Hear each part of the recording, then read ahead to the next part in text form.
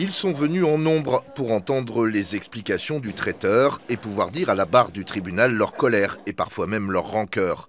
Certains, comme Sabri, disent ne même plus avoir les moyens de se payer un avocat. On n'a plus un euro à perdre avec cette affaire, quoi, en fait. J'ai plus un euro à mettre pour ce monsieur. Il m'a déjà pris plus de 7 000 euros, sans compter le nouveau mariage que j'ai dû faire. Donc je n'ai plus un euro à mettre pour ce monsieur.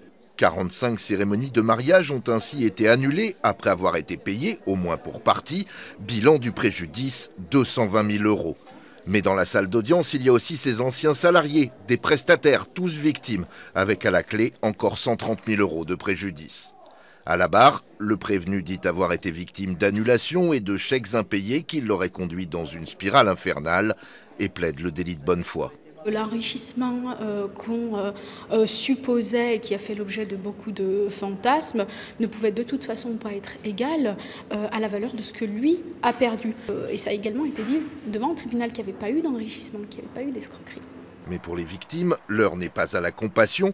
Le sentiment d'avoir été escroqué lors d'un événement qui touche au sacré continue de les guider. Il n'est pas sincère, non. Il n'est pas sincère.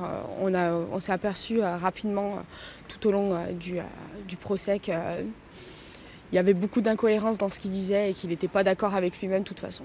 La duperie est d'autant plus probante que le traiteur faisait aussi dans le travail dissimulé et les chèques falsifiés. Des pratiques difficiles à justifier quand on clame sa transparence et son honnêteté. Le jugement doit être mis en délibéré.